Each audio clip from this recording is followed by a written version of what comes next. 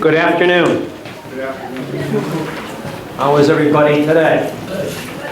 Good. Welcome to week 2 of the Russian Revolution.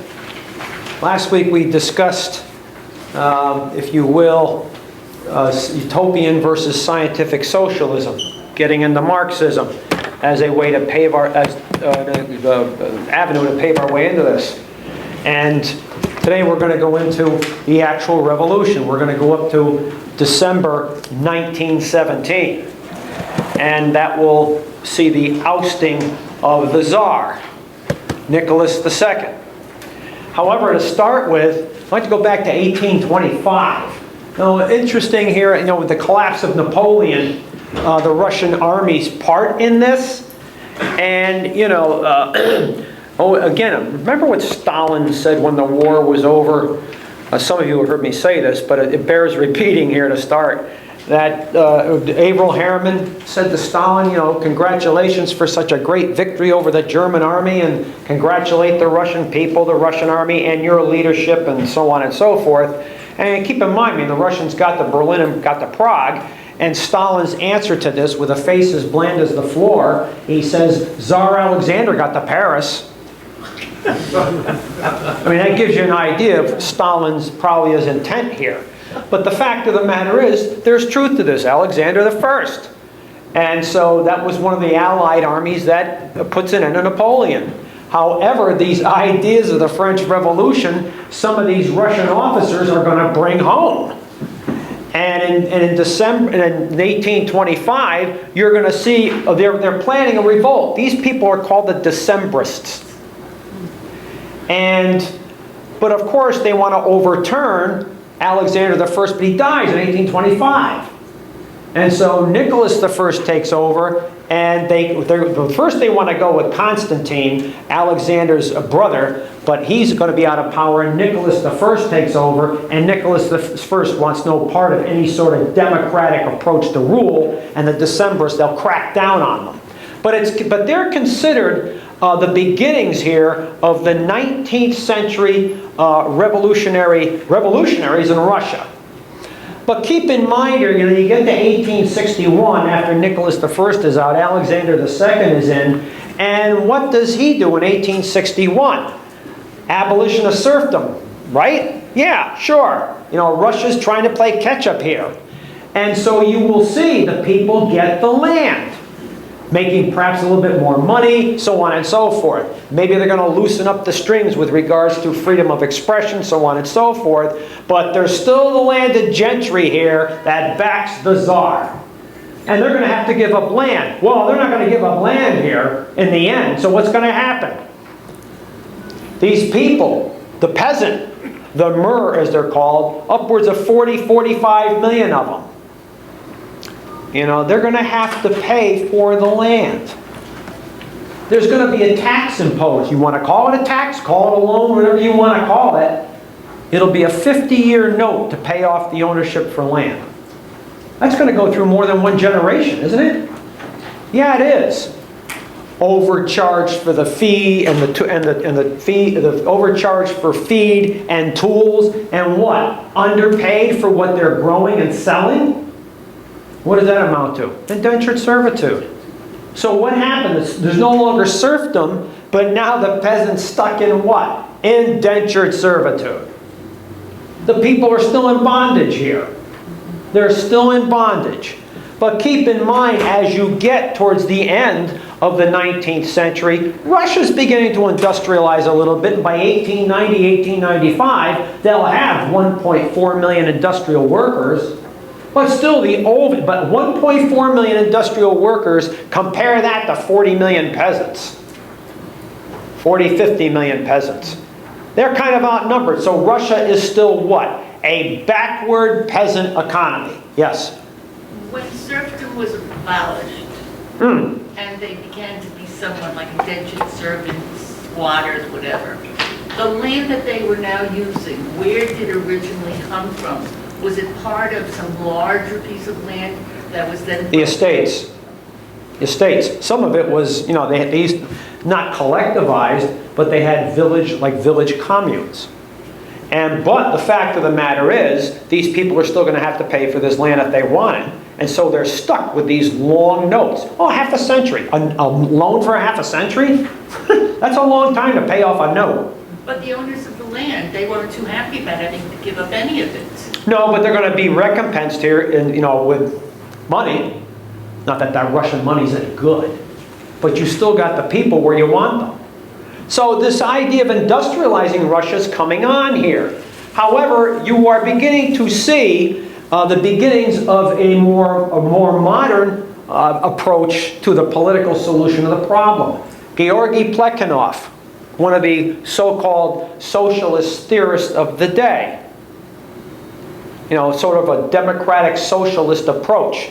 Where did we hear that before recently? Bernie Sanders?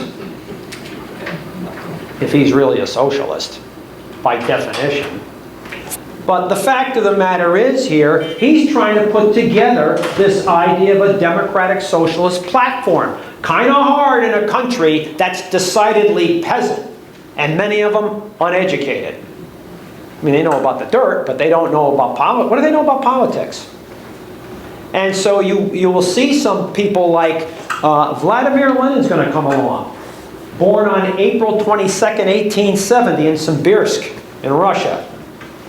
Not too far from the Volga.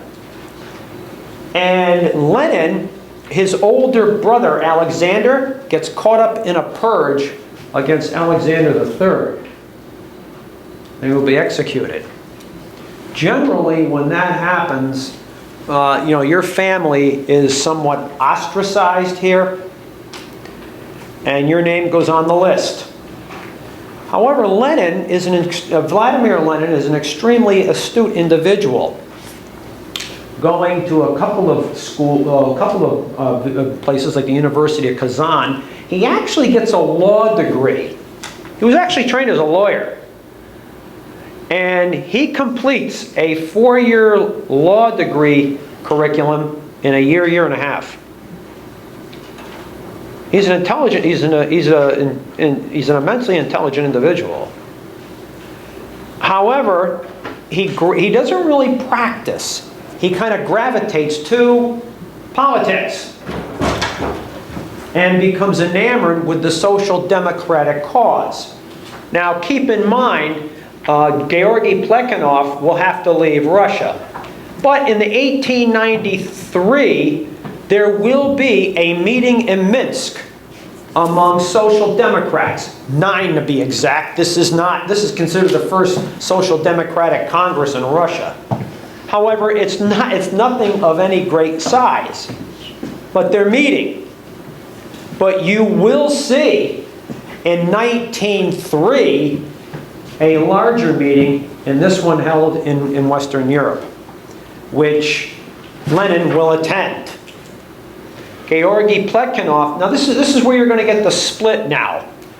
They want a social democratic approach to solving Russia's problems, getting the worker involved, getting the peasant involved.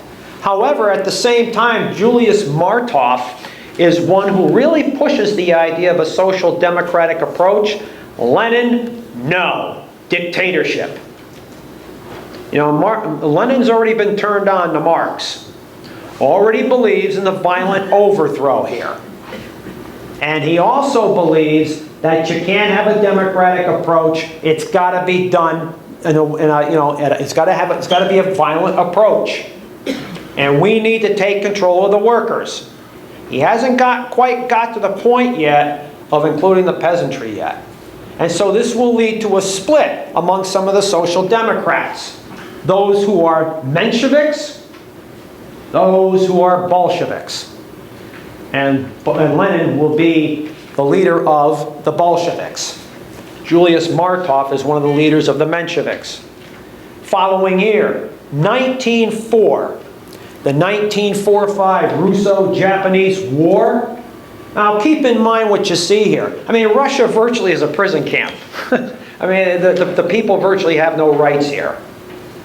And so how do you divert attention from a lackluster economy, people having little if any rights, You know, it's not a very nice country to live in. How do you divert attention? War. Yeah, okay, that's one way of doing it. War, foreign adventures, if you want to call them that, sure, why not? And so the idea here is, you know, in negotiations with the Japanese, taking control of Korea, Port Arthur, the Liaotung Peninsula. I mean, it all, you know, going into China. China's a Thanksgiving Day turkey which is being plucked anyway, and Korea is part of this. I mean, going back to the 1894-95 Sino-Japanese War, the Japanese kicked the Chinese out of Korea. And yet when they think they're going to keep it, they're not, because Czarist Russia, Germany, and France is going to tell the Japanese to get out. And it's clear to the Japanese, well, in this club of imperialist powers, you got to have a, you know, you can't have a round head, slanted eyes, and yellow skin. And so they're gonna build up their navy, the Imperial Navy, and they're gonna try to take Korea from the Russians, and they will. They will. But in the end here, you know, on February 8, 1904, they're going to attack the Russian fleet because negotiations failed at Port Arthur, and then the next day they're going to declare war. And so now the war is on. And again, the Tsar will send many troops to Korea. And they're going to lose this war. But as 1904 blends into 1905, again, the people are getting restive. You know, the people don't want to be involved in this war. It's distant. What do we know? What do peasants know about Korea? Virtually zero. And so they have no ties to this war. Gee, do those arguments sound familiar? Well, they should. And so in January 1905, Father Gregory Gapon will lead an entourage of about, well, some historians say it's 200,000, some say it's 300,000, but they descend on the Winter Palace. They don't have malice on their mind here. They just want a better deal. And they're gonna present a petition. You know, maybe a better deal on the land, more money, better food, more worker rights. You know what and they want a constitutional monarchy. They're not going to displace the Tsar, but they want a constitutional monarchy. They want a Duma or a parliament. And what's the Tsar's answer? He sicks the Cossacks on them. Although he will acquiesce to a parliament. But by 1906, folks, the parliament's a rubber stamp. And so he reasserts the firm hand here. It's at this point, you're getting into 1906, that Lenin comes to a realization here. You know, Marx once made made the claim in the Communist Manifesto that in effecting a revolution to throw out an autocratic rule, the next step is the bourgeoisie taking control, and then the socialist revolution, the worker revolution, to displace the bourgeoisie with a dictatorship of the proletariat. And that will eventually get you to Marxism or communism. Lenin sees it different now. Interesting how he's thinking as we go along here. He sees it different. He says the bourgeoisie, of course he's talking about Russia basically here, is weak, lethargic, apathetic, and they are not the revolutionary class. If the worker is going to succeed in Russia, he needs another class to throw his lot with. The peasant. The peasant. Why? 90% of the population's peasant. The workers are a distinct minority. So we have to throw our lot with the peasant. Now, Lenin's not stupid. He takes a look at what happened at the French Revolution between the bourgeoisie, the worker class, and the peasant. And I'll get to that. He's hearkening back to this. But this is what he says. The worker must align themselves with the peasant. Now, I'm going to offer something to you. If you take a look at this thing known as Our Revolution, Bernie Sanders, what is that based off of? The middle class? Yes, it is. The middle class leading a what? Our revolution? Well, 40 years ago, 40 years ago, 61% of Americans were middle class. That's now down to about 50. And so as more people fall from the middle class to the working class and the poor, is that going to have to change our revolution? Especially when half the American population is on an 8th grade reading level or less. How is that going to change? How is that going to change revolution? Anyone want to take a guess here? Interesting what you're seeing develop here in your own country. Fascinating to watch here. It truly is. It's fascinating to watch. My wife says this is frightening. It's ominous. I say, you kidding? This is exciting. It is, if you're really into this. But at the same time here, interesting here, in that handout I gave you, these are actually encapsulations here of Lenin's political thought as we go along, like what is to be done in 1902. And another one here, which is extraordinary reading, Imperialism, the highest state of capitalism, which he wrote in 1916. But interesting, what he says here, it's fascinating here. The relationship between revolutionary spontaneity and revolutionary consciousness. The Russian strikes in the 1890s were mere conscious acts than earlier outbreaks, but they represented class struggle only in embryo. He believes that job actions or strikes, that's a little better than trade unionism. That's not revolution. He says, but what causes the strikes can be used to push the case for a revolution. Interesting what he's saying here. It's fascinating to see how he's developing this revolutionary doctrine of his. Revolutionaries must thus not confine themselves to the economic struggle. The primary task of revolutionaries is the political education of the working class. And that's supposed to be constantly evolving here. Techniques of revolutionary agitation use a glaring illustration to present a single idea: the contradiction between increasing wealth and increasing poverty. Keep accentuating things of this nature. Rouse indignation through the spoken word. That Lenin could do. That Lenin could do. However, Russia itself, after the 1945 war, it's interesting here too, because Lenin is going to have to leave Russia. He does in 1906. He'll be out for 10 years. But now that he's out of the country, going to Switzerland one place, he's able to focus on his revolutionary doctrine. He's going to mold it, and then he's going to later wield it. But he still believes, at this point, where you need not a social democratic approach, a dictatorship. And he says you do that. And his party is undergoing backing and filling here with people who don't agree with this, but he doesn't mind, because he wants to mold a clique of revolutionaries, professional revolutionaries who will be ready, willing, and able to lead this. And one who's eventually going to sign up for the cause, and you know who he is, Leon Trotsky. That's coming. Trotsky was originally a Menshevik. But the fact of the matter is, Lenin sees that the only way for us to take control is by violent revolution led by a clique of determined, professional, schooled revolutionaries. He sees that now. Heck with this democratic approach. How's that going to work? Doesn't believe in it.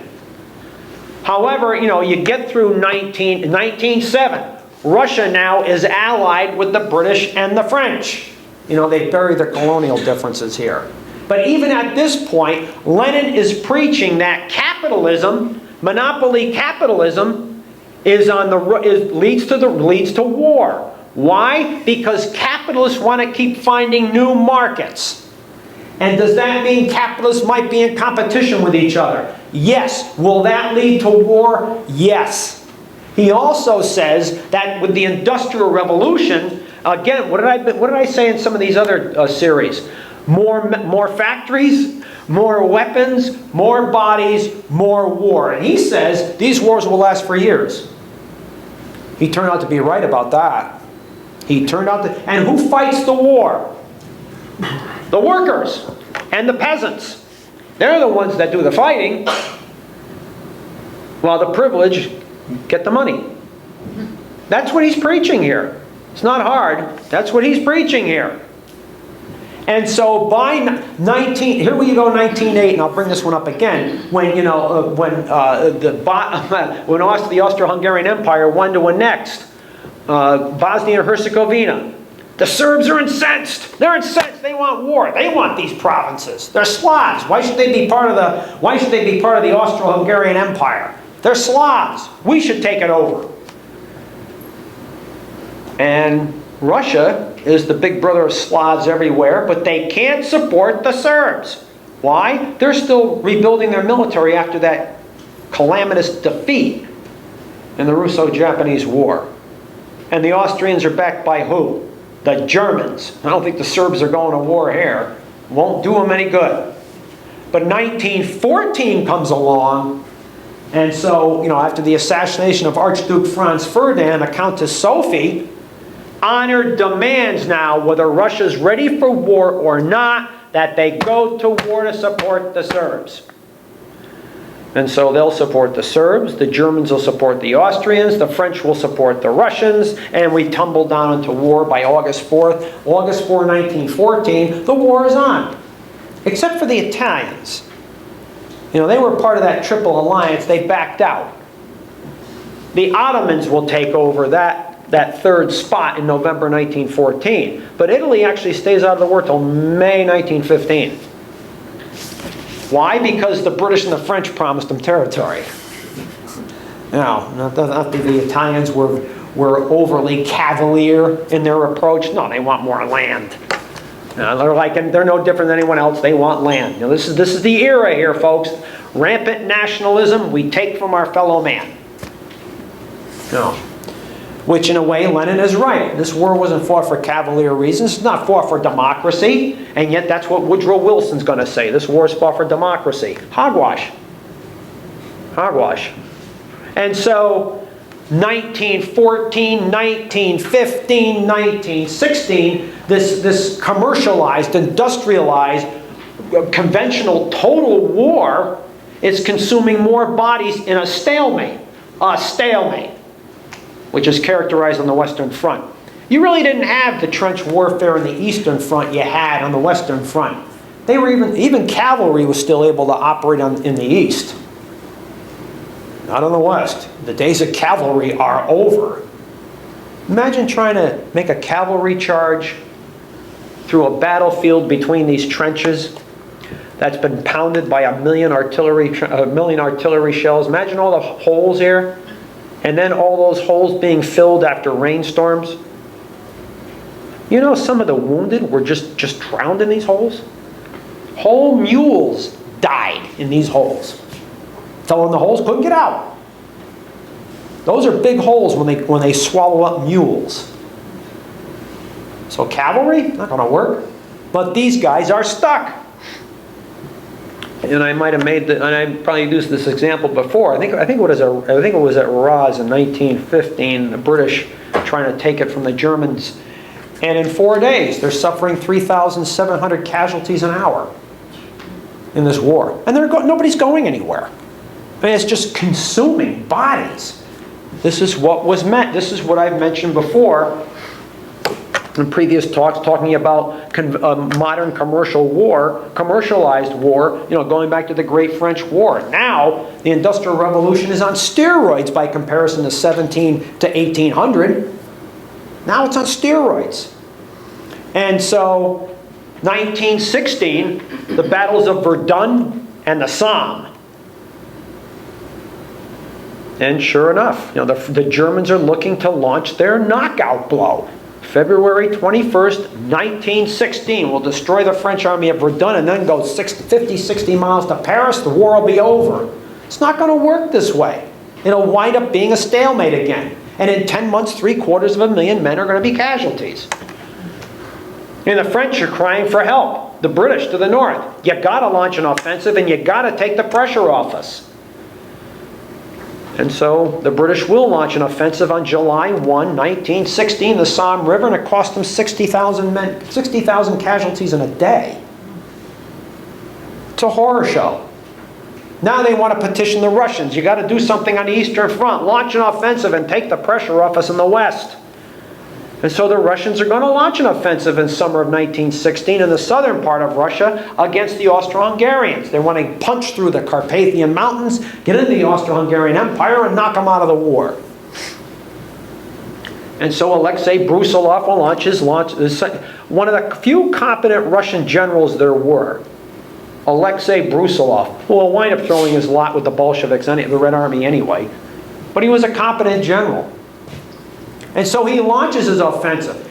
And he does a pretty good number on the Austro-Hungarian army. And then in the summer of 1916, the Austro-Hungarians will suffer 600,000 casualties in the summer.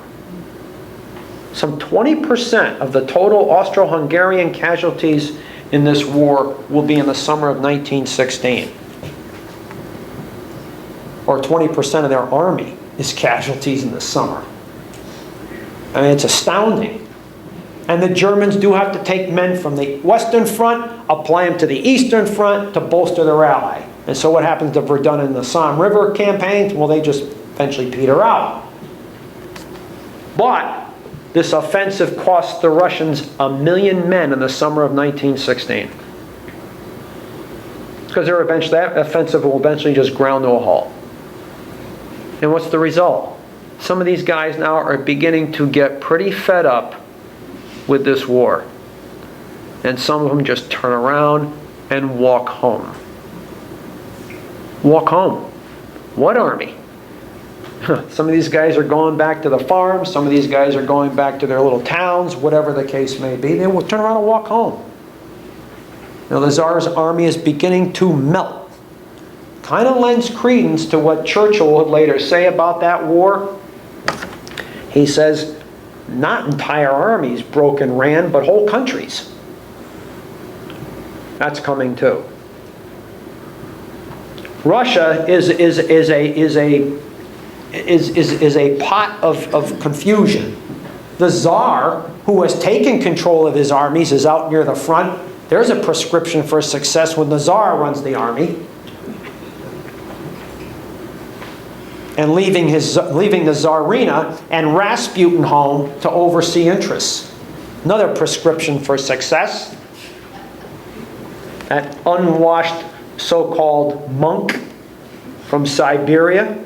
Can't understand why these women would bed down with a guy who doesn't wash.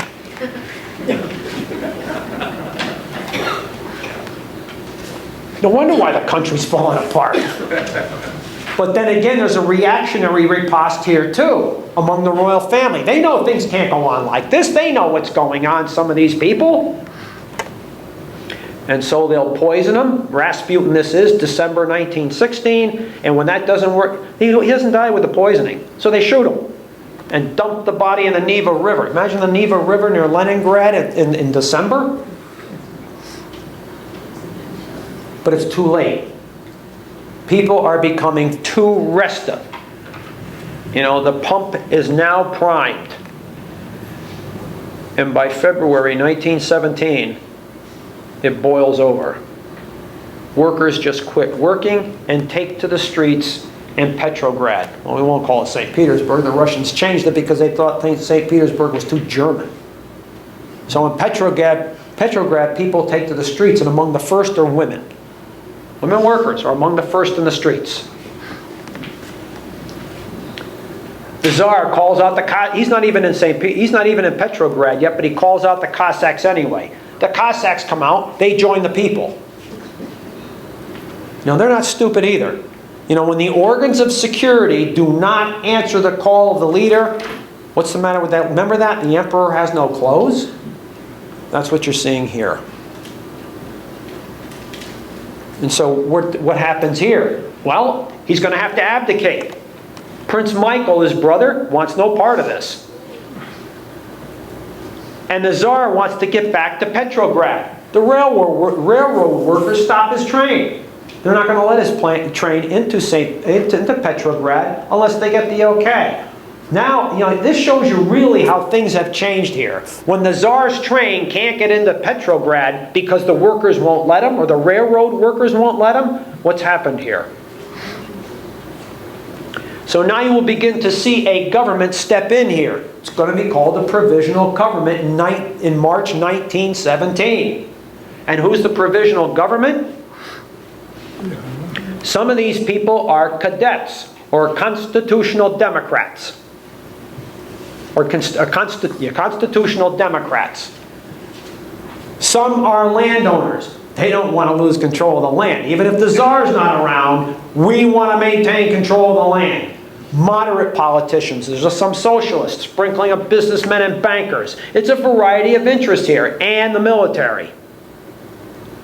Another alternative government sprouts up here because why? Because all through Petrograd, and you saw this develop here, in various sections of Petrograd, blocks and so on and so forth, and in outlying districts, Soviets pop up, committees of workers, soldiers, and peasants. And they're beginning to take local control of their districts. This is not too unlike what you saw here. 1773, 1774, 1775. Revolutionary correspondence. Sam Adams is one of the first to start one of these, which blossomed into committees of safety. This was spontaneous in the colonies here. Rising up, pushing out Crown-appointed administrators. It's not much different than what you saw in Russia in 1917. I find this historical tie, our revolution with the Russian Revolution, absolutely fascinating. Revolutionary correspondence, where people are communicating their thoughts. Of course, we don't have an internet. You got to write them out and then either post them or get on a horse and deliver the note. But the fact of the matter is, people are right. And Sam Adams is one of the leaders here. And you know that. He was a fiery revolutionist. He would have fit right in on Petrograd in February 1917. And so the same sort of thing's happening in Russia. I find that fascinating. Committees of safety. That term's going to come up again. The French Revolution.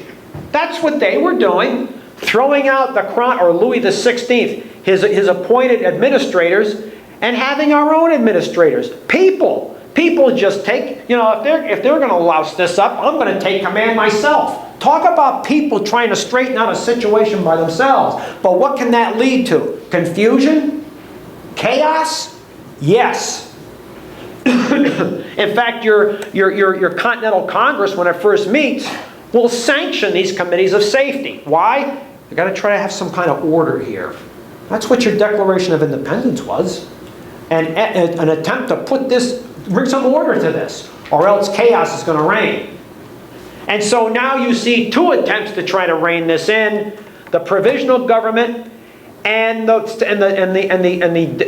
workers' deputy, the Soviet. And so you're going to see the Soviet come together to try to amalgamate all these other Soviets in Petrograd. And again, there's three parties that dominate the Soviet. The social revolutionaries, who are decidedly peasant. They represent the peasants. The Mensheviks, still part of that social democratic makeup, and the Bolsheviks. Lenin is that one who says we need a violent overthrow, we need to take out the Provisional Government. He's advocating that now. He's not even in the country yet. Although the Germans are bringing him to Russia in March 1917 in the sealed train from Switzerland. Which Lenin's taking a chance here.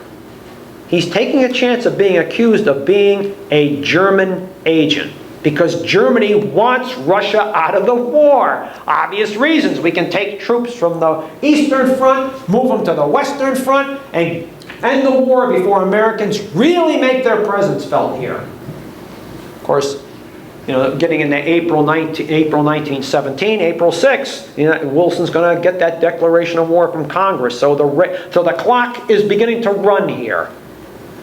Clock is beginning to run.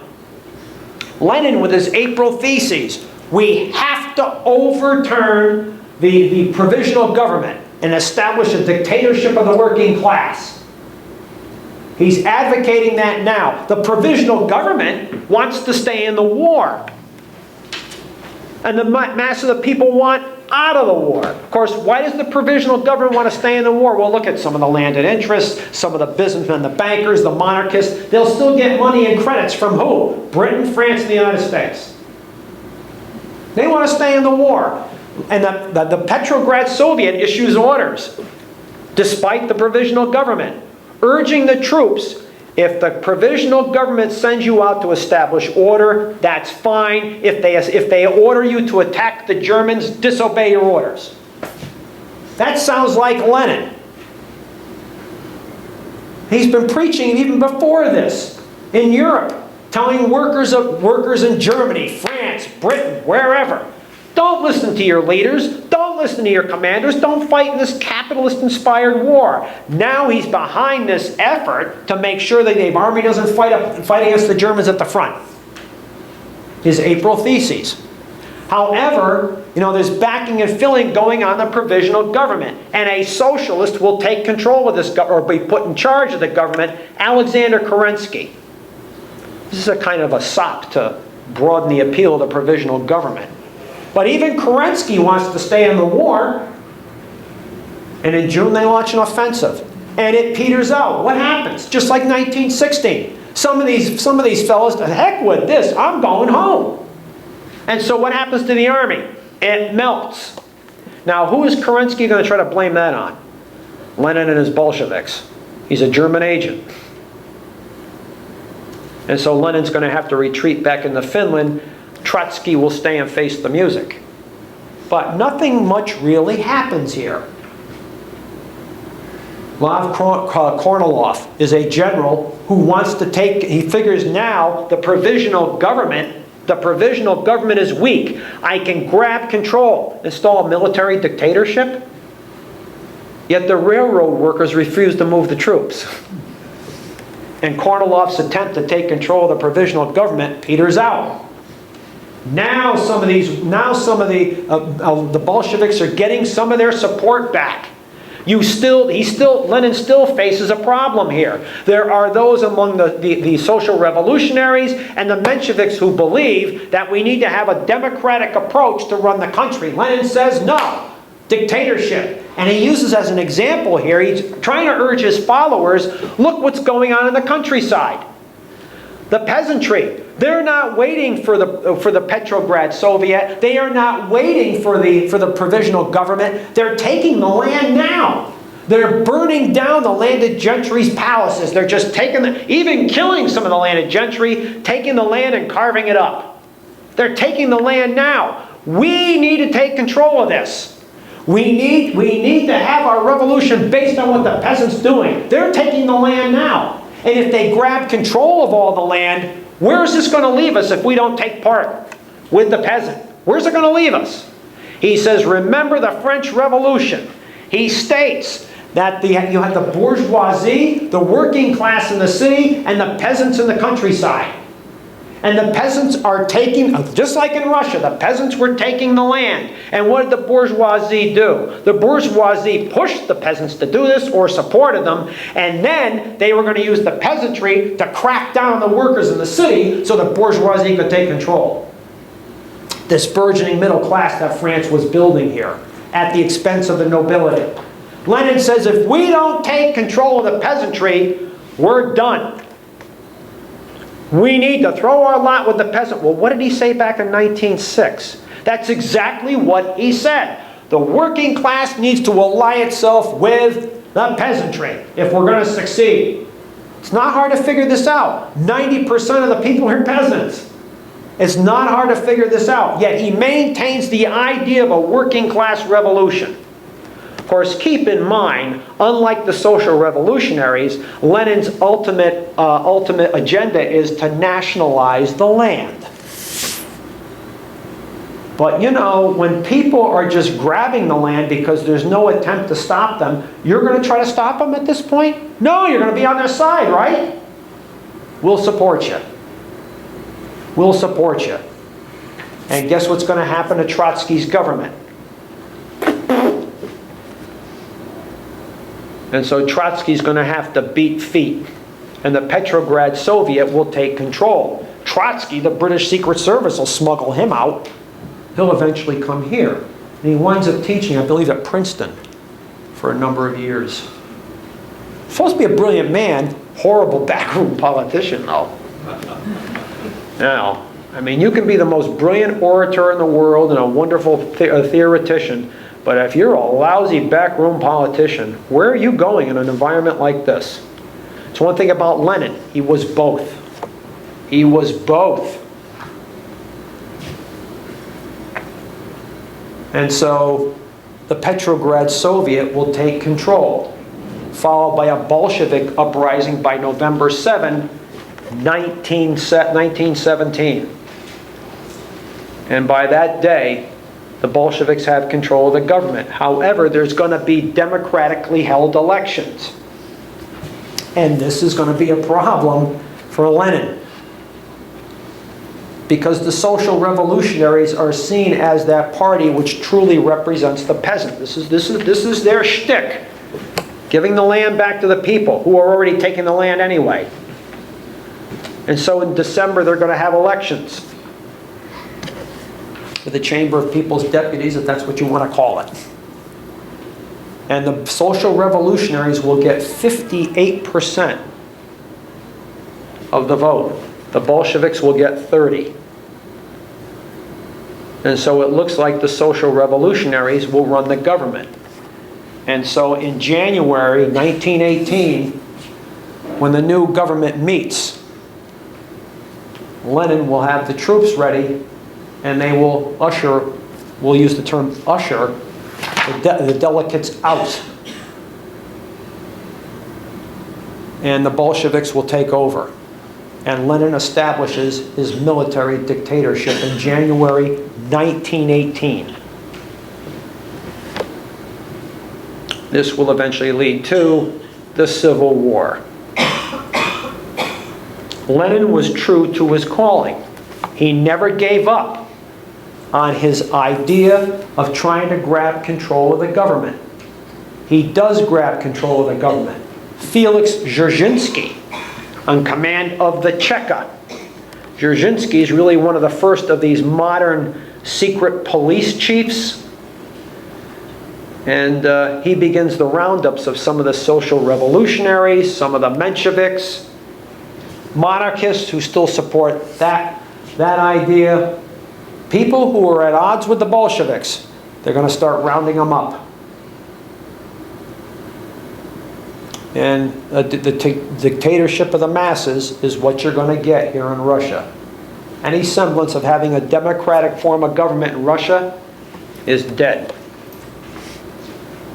Which, if remember, what I have said earlier, Lenin stated before at the second Congress of Social Democratic Parties in 1903.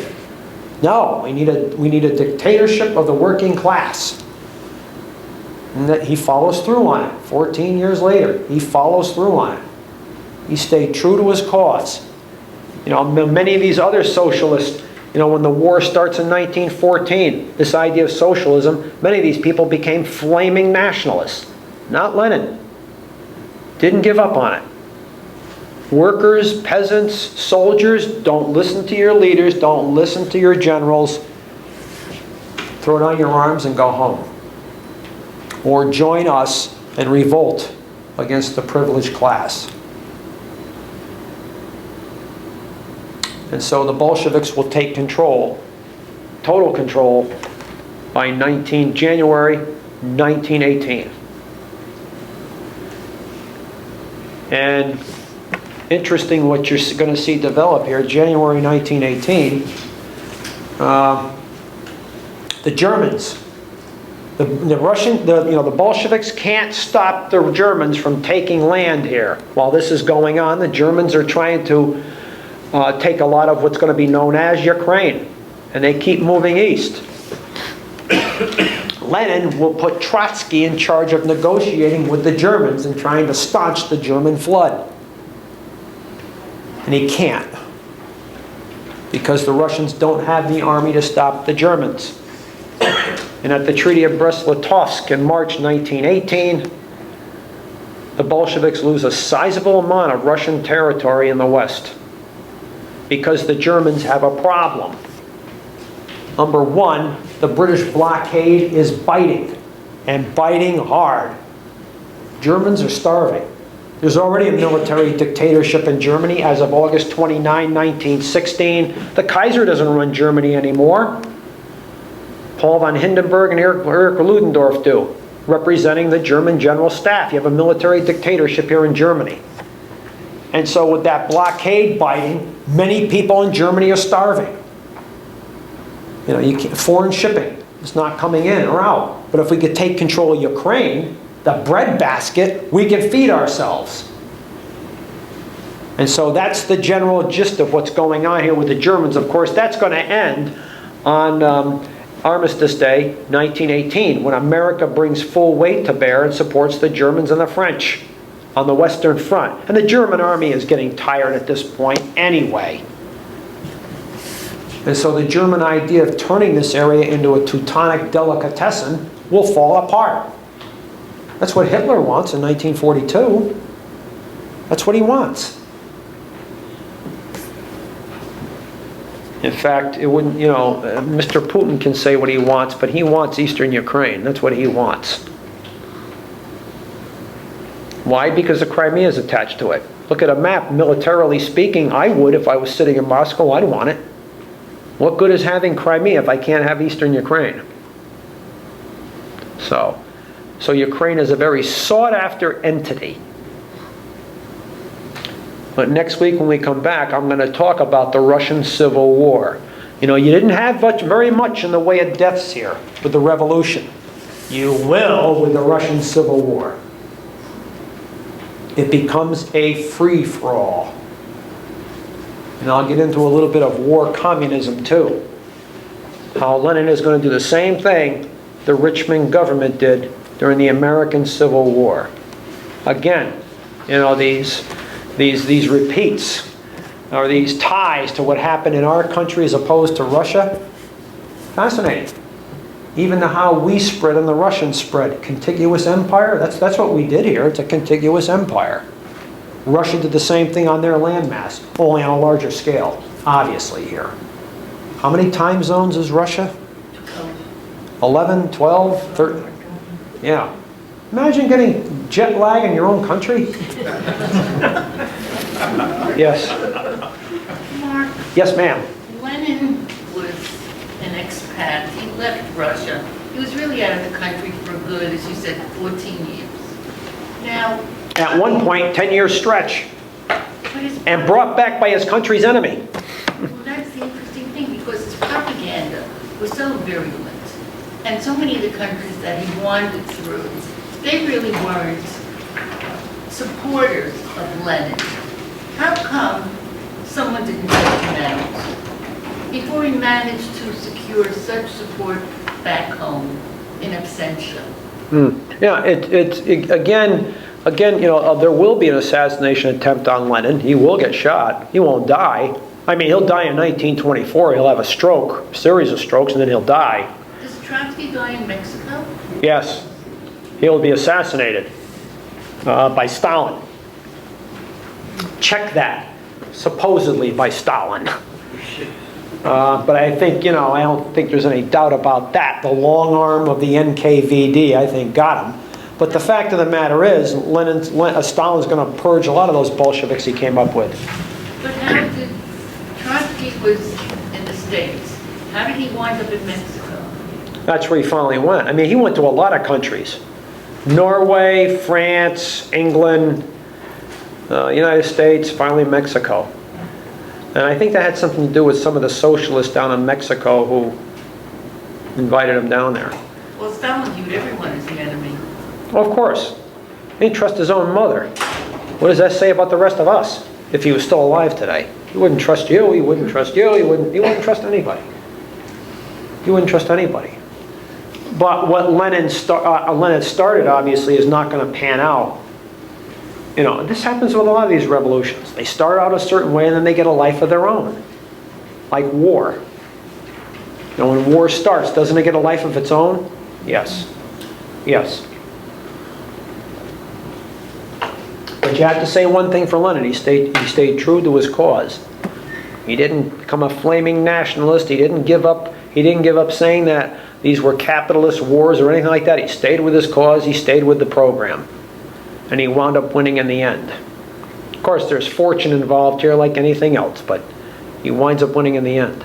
When Nicholas and Alexander and the Romanovs were murdered, when was that? That was the middle of 1918. Did they purge all the Romanovs, or many of them fled before to go back to Finland or Sweden? Well, part of that with the Romanovs being wiped out is circumstance. And I'll get into that next week. The Czech Legion was trying to escape Russia, was approaching, and the Bolsheviks guarding these people they thought the Czech Legion was there to liberate no, they were just trying to get out, and so they shot them all. I mean, in many of these revolutions, the previous occupier of the seats of power is going to get killed. I mean, look what happened to Louis XVI and Marie Antoinette. Well, yeah, they went to the guillotine, but supposedly the French revolutionaries put them face up so they could watch the blade come down. In the Iraqi Revolution in 1958, King Faisal and his family, practically all of them wiped out. The royal family wiped out. That happens. Maybe that shows you how much hate the people have for overbearing royalty here. I think his trend starts here. Yeah. And so, I mean, look what, well, we can't say DM was royalty, but look what happened to him in Vietnam. I mean, he got gunned. Of course, that's the military too. They have their own objectives. I mean, many revolutions, like the old saying goes, eat their own children. As the saying goes. Interesting saying that is. But then again, too, Lenin understood, too, that we have to solidify our revolution here before we have any chance of trying to spread it outside our borders. And even Trotsky, even Marx in Communist Manifesto, you have to solidify the revolution at home before you export it beyond your borders. He says that in the Communist Manifesto, which only makes sense anyway. Yes? Do you think the Saudi family is a little bit nervous at this point in time? Let's put it this way. King Solomon just went to Russia not that long ago.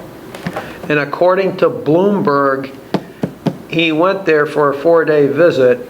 This is the first time a Saudi king has ever visited Russia. And according to Bloomberg, he went there with an entourage of 1,500.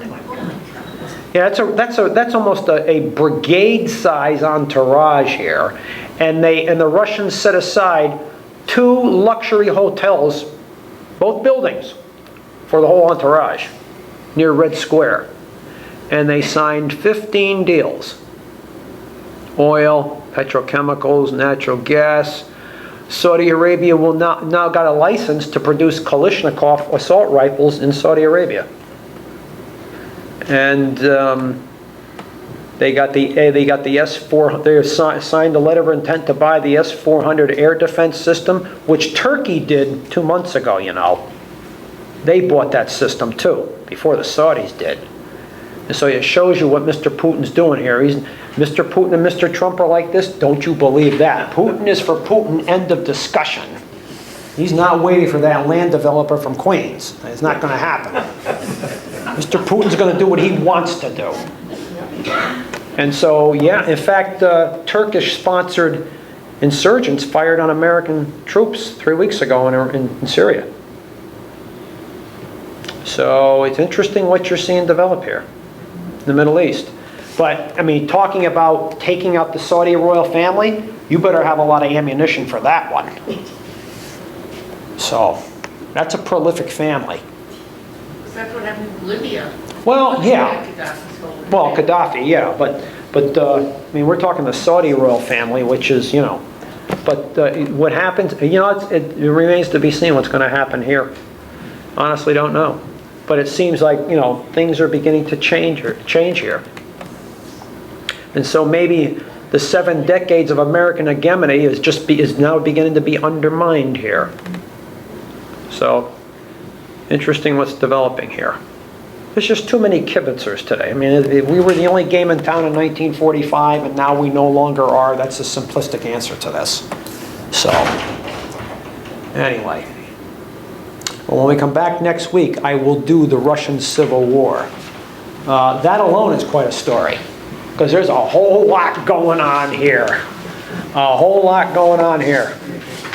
And that gets Britain and France and newly minted Poland and so on and so forth in this. So, anybody else have any questions or comments? Yes? I'm having trouble tying it, or maybe it's not possible, but what you just talked about, fast forward to Putin, how much of that is, there were several stages they went through, and I guess, Oh, yeah. I can't quite connect the dots here. You mean like from when Stalin had the country? The whole way they think and act, just like you said. Oh, yeah. In fact, in January, I'm doing another 4-talk set on Stalin's revolution. So that follows this. But when you look at Stalin... This was in the not distant past. I mean... This is recent. I mean, so you say, well, what happened years ago? Well, what? And the amount of time man's been on this earth, that's a blink. But no, after Stalin's gone, Khrushchev comes to power. He has this, peaceful coexistence with the West. And what are the Chinese saying about that? Well, Mr. Khrushchev just sold out Marxist-Leninist principles. Because they were very radical back in the 50s and the 60s. You talk about Mr. Kim Jong-il today, right? That so-called crackpot. What do you think the Chinese were saying in 1960-61? That nuclear weapons can provide that balance for the socialist agenda. Wow. And so, you think the Chinese will say that anymore? I don't think so. Not since they found capitalism. That's not going to happen. But at the same time here, once Khrushchev was ousted in *64, Brezhnev and Kosygin come in. Now we're going back to a more conservative approach. So when Mr. Khrushchev was going through his process of de-Stalinization, the Brezhnev years, well, maybe Stalin wasn't so bad. You just rolled your eyes, and there's good reason for that. But you begin to see them going, Brezhnev and Kosygin beginning to take the country backwards. And yeah, it goes in streaks. And then when the country is falling apart, and I just went through this with, I'm teaching Russia history over at the Latham Center, when Brezhnev dies, Andropov dies. Remember him? Yuri Andropov, the KGB chief, and then Chernenko dies. I remember that in 1982, 83, 85, and it seemed like every other year or every year or so, you see these long funeral marches by Red Square, and you heard that same dirge, da da da da. Remember that? Remember that? I told my wife one day after watching Chernenko's funeral, I said, I'm getting sick and tired of hearing this song. I'd rather hear I Love a Parade. Christmas. Oh, my wife says, that's terrible. Heck with them. But no. And now, with the Soviet system gone, who do you have now? Mr. Putin. Now, is Mr. Putin a liberal? No, I don't think so. He's a thug. I'll give you that. But he's also an oligarch, or he's taken to the oligarchs. But it's still a conservative agenda, isn't it? Yes, it is. He has sold out his country to the oligarchs and parceled it up. It's a corporate state now. What's the difference? Communism, corporate state, it's still centralized control. Do the people have a real voice? No. But is he an opportunist? Yes. And is he going to stay on that vein? Yeah, it's got him where he is. And so, but you got to give Mr. Putin credit about one thing. He saw the mistake Brezhnev made in Afghanistan, and what happened to the Russians after that one? Out. He saw the mistake we made in Iraq. What happened by 2011? Out. And so what did he do in Syria? He put in troops long enough to shore up Mr. Assad. He still has his Navy base. He still has his air base. Pulled most of the troops out. He looks like a hero. He looks like a hero. Now maybe it's better. Now it provides a better understanding as to maybe why the Saudis are beginning to make a pivot. Turkey seems to be doing that. Interesting what you're seeing developing. Of course, Turkey understands that Moscow, Tehran tie here to keep Assad in power. If Turkey's going to have any sort of say in northern Syria, then they're going to have to go with who? Russia and Iran. Yeah, but as I recall, under Gorbachev, didn't he start to have some Western leanings? Yes, he did. And how did that fizzle out? I mean, you got the swing going on, and obviously Right. Gorbachev is. The problem. Him and Reagan got along great. One of the big problems with Gorbachev is by 85, 86, 89, you know, the new law where businesses could now set prices and wages with the workers. And all of a sudden now, after being down for years, what do the workers want? They want to catch up. So now they print more money. Inflation ran rapid in Russia. And so what happened to the worker? Was he able to catch up? No. And so what's going to happen to the economy? Yeah. And all of a sudden, Yeltsin comes in, and you know what's going to happen after that. And Yeltsin's the one that's going to bring along Mr. Putin. And that's an interesting story, how Mr. Putin really takes power. That alone. But going back to what you mentioned earlier, yeah, it's virtually authoritarian or centralized rule. And Russia has never been able to break that. I mean, it's been that way since Kievan Rus, 880 AD. You expect these people to grab democracy in 10 years? I don't think so. Or it's worse with Mesopotamia. I won't even call it Iraq, because earlier this month, Iraq's only 85 years old. It's been Mesopotamia for centuries. So when you go back to 3500 BC, and they've had authoritarian rule since then, you think these people are going to grab democracy in 10 years? I don't think that's happening. So yeah, authoritarian rule, that's where it's at. You know, the person who can grab the power keeps it until someone else can kick them out. It's a revolving door. It's a revolving door. But I mean, what you're seeing now with Russia, China, Iran, it's fascinating to watch. Is now Saudi Arabia making a pivot? I don't know. Maybe it's too early to tell. I mean, Saudis buying arms from Russia, that's not new. But signing 15 deals like this and going there with an entourage of 1,500 people, that's new. That's new.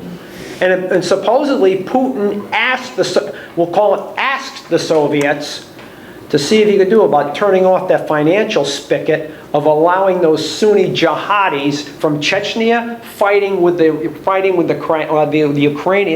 Ukrainian forces in eastern Ukraine. We'll see where that goes. And what's interesting too is your Congress just signed earlier this year, Congress passed legislation allowing a $500 million plus aid package to that pseudo-fascist government in Ukraine so they can keep fighting in eastern Ukraine. And as long as none of that money went to the Azov Battalion. And that's a group of fighters from western Ukraine. Some of these guys running around with German helmets, World War II German helmets with swastikas on them, who have a doctrine not much different than the Ku Klux Klan. And so we gave $500+ million to this country, and they have been under the microscope because for giving rocket engines to North Korea. Interesting where this whole thing's going here. Absolutely fascinating. Hey, Ukraine's got to make money here. So, now a whole lot going on here. Next time Himes comes, ask him about those rocket engines. See what he says. Interesting. Interesting. Yes? What do you think Putin's long-term goal is? Has anybody sat down and said, what is this guy really after? Henry Kissinger used to sit down with him twice a year. I know if I was president, I want to know what was discussed. Wouldn't you? I would. Yeah. And so, I'm sure Mr. Putin is looking to extend Russian power. He's also looking to stay in power, whether he's really the president or not. Because what happened when Medvedev was the president of Russia? He became what, the prime minister? Who do you think's still calling the shots here? And how far does he want to extend his power? I mean, has he got his eyes on Europe, or is he willing to stop? I'm sure he's not stupid enough to think he can even take Eastern Europe. I'm sure he's smart enough to try to curry favor here, or influence here. The question is the United States going to allow him to do it? That's the question. What we're going to do is so much up in the air, it's frightening. Well, yeah. I mean, is the current administration up to this chess match? What do you think? You know, that's really where you're going here. I'm sorry, say that. Do you think the current administration is up to this kind of a chess match? I don't know. That's the I problem. don't know what the current administration thinks, or wants, or is aiming for. And so when you have a president who can't get a bill passed, but then you have an opponent who gets what he wants virtually, where are you going here? So, and so this gets to be an issue. And so it's interesting here, God bless you, interesting when the NATO's second largest army, Turkey, seems to be drifting east. What's happened to that? And even after even after a Russian diplomat is assassinated in Turkey, Putin's still willing to make a deal. Interesting. You know, in fact, they got together. Putin and Erdogan got together and put together a ceasefire guarantee for Syria without us taking part. Well, and Turkey's in NATO. Well, that's the point. But is it really NATO? I mean, it's no longer a constitutionally ordained government. Erdogan's turning it into a dictatorship. Well, you know, I think another area that's really of great interest that hasn't risen up yet is the Baltic approaches. He's kind of meddling in the elections of the ones that are close to Latvia. Well, you know, but that's a very critical area. Oh, yes, it is. But at the same time here, you know, all major powers meddle in other countries' elections. So this thing about Russia meddling in our election, I mean, this is news. I mean, if you ever read the 1903 Platt Amendment, what we did to Cuba, you know, it's been going on long before computers. And so that's foreign policy gamesmanship, is basically what that is. Well, I'm worried. You have a right to be. You have a right to be. I mean, really worried. And you have a right to be. You really do. And so, when you take a look at who the Democrats and Republicans throw up for the highest office in the land, yeah, bring back Alfred E. Newman. You know, What was that last statement? bring back Alfred E. Newman. Yes. Or what was it? Remember years ago, Pat Paulson for president? Yeah. Remember that one? Smothers Brothers. Beg your pardon? I'm the Smothers Brothers. Yeah, that's it, yeah. Smothers Company Brothers. Whatever happened to him? No, Anybody know Pat Paulson? Did he die or? Oh, well, If you anyway. go back at the Darien Men's Associate, they ran some old YouTube videos of Pat Paulson. It's not crazy. It's actually pretty sensible stuff what he was talking about. When you look at it now? Yes, yeah. It's where they're all over YouTube, and they're actually worth watching. Yeah. But it's really, you know, when you take a look at people like Truman or Eisenhower, let's even throw in Kennedy and Johnson. I mean, they all have their faults, I'll give you that, but then you look at now. Yeah, God. What happened to the prowess or talent here? I mean, Truman did have his faults, I'll give you that. But then again, Mr. Truman is the one that said when he was asked by many of these businesses and bankers after he was out of office, why don't you be on our board or why don't you speak for us? He says the American presidency is not for sale. It belongs to the people. Wow. Somebody should have told that to Bill Clinton when he was on his book tour. Well, I told Donald Reagan that. He was the one that got $400,000 for his speech is what Reagan got. Yeah, and a loser like Hillary makes more than he does, or more than he did. So, and even Biden, they were talking about bringing Biden back. Why bother? The man never won a primary, for crying out loud. You know. Eisenhower was the last decent Republican president we had. Who? Eisenhower was the last decent Republican president we had. Yeah, he had his shortcomings too, but he was a pretty good man, Eisenhower. Yeah. He was a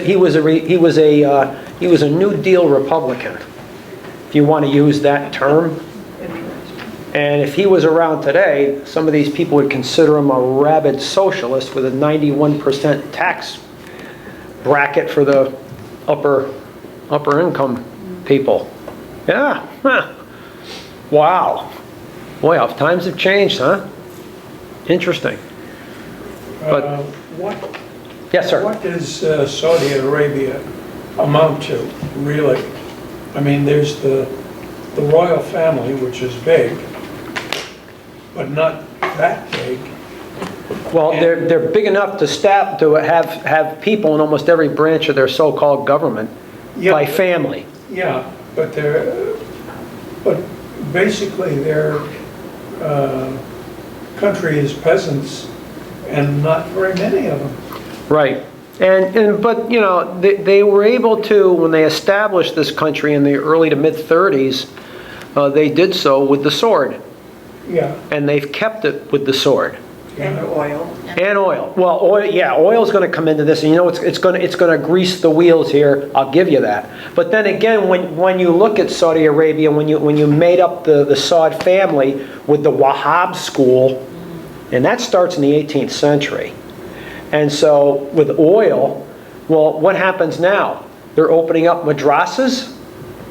In fact, I just printed out 4 pages in the National Security Archives, which came out of the embassy in Afghanistan or Pakistan, talking with the diplomats talking about or writing about the Taliban and how many of these guys came from where? The madrasas in Pakistan.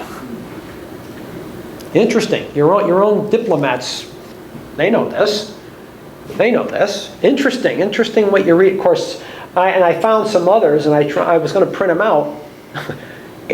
Like 80% of it's blocked off. They don't want you to read what they're releasing here. So I bypass. In fact, I'm probably going to go on the back on my computer tonight and get back into that archives and try to print out some more of this. It's fascinating reading.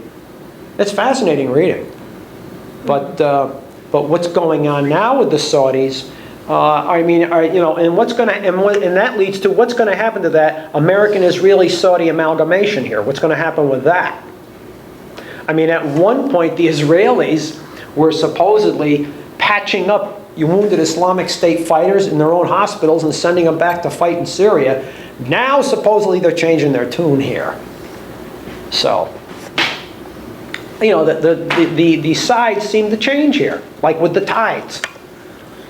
With a tropical suddenness, if you want to use that terminology. So it's interesting what you're seeing develop here. It's fascinating to watch.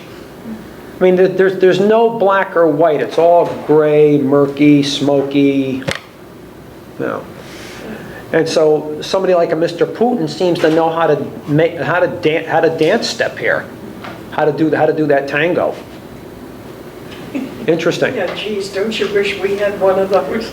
That was the line from Allies, Dr. Strangelove. Yeah, the Fred Astaire of foreign policy here. We need a Gene Kelly to offset him here. Interesting. Yes, ma'am. No, I thought you had a question. No. Anyway. But yeah, I found that interesting. The Saudis with that big entourage going to Moscow to sign all those deals. Fascinating what you see here. Thanks, Mark. Have a good evening.